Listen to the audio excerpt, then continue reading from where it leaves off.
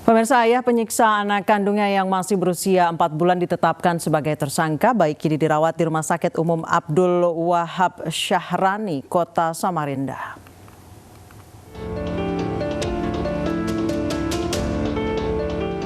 Setelah pemeriksaan intensif, AM, ayah yang menyiksa anak kandungnya di Samarinda, ditetapkan sebagai tersangka.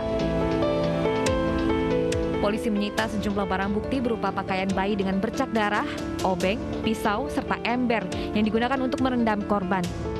Pelaku menganiaya anak kandungnya yang masih berusia 4 bulan dan juga istri sirinya yang masih berusia 16 tahun karena kurang perhatian dari sang istri. Melakukan penganiayaan karena atas motif dia kecewa, karena dia merasa kurang perhatiannya terhadap dia. Jadi istrinya selalu memperhatikan pekerjaan dan memperhatikan anak, sedangkan terhadap dirinya tidak diperhatikan. Di hadapan polisi, pelaku mengaku menyesali perbuatannya. Dia nyesal dengan niaya anak nih ya? Iya. Ini kepengen ngeliat anaknya lagi nggak? Pengen. Terus kalau ketemu lagi sama anakmu kemapain lagi? Nggak gitu kan lagi? Kenapa? Karena sudah dibawa polisi? Emang habisnya ketemu sama anakmu lagi? Nah.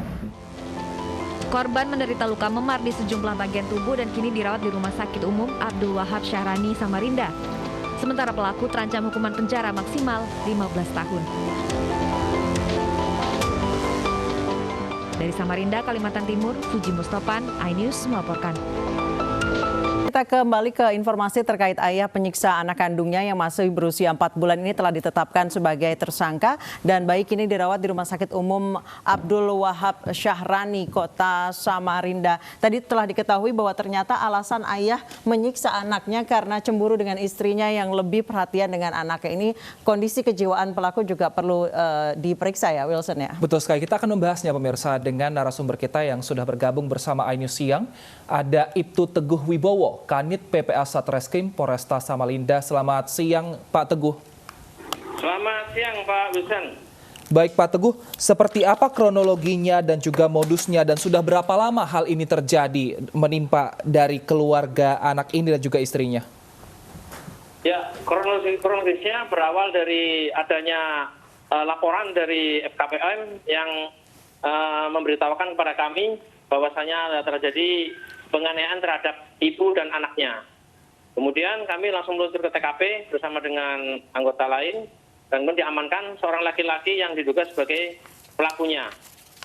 Baik, tadi berdasarkan informasi yang kami terima bahwa alasan ayah ini menyiksa bayinya karena merasa cemburu istrinya lebih perhatian dengan bayi ketimbang dirinya. Sejauh ini apakah ada pemeriksaan kondisi kejiwaan pelaku?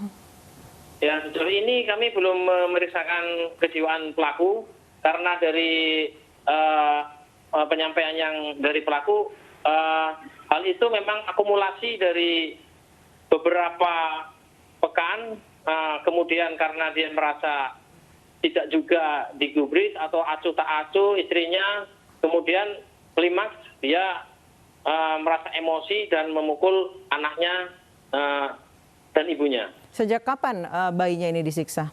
Sejak usia bayi berapa? Ini berlangsung sejak 3 bulan ya. Ini usia bayi sudah 4 bulan.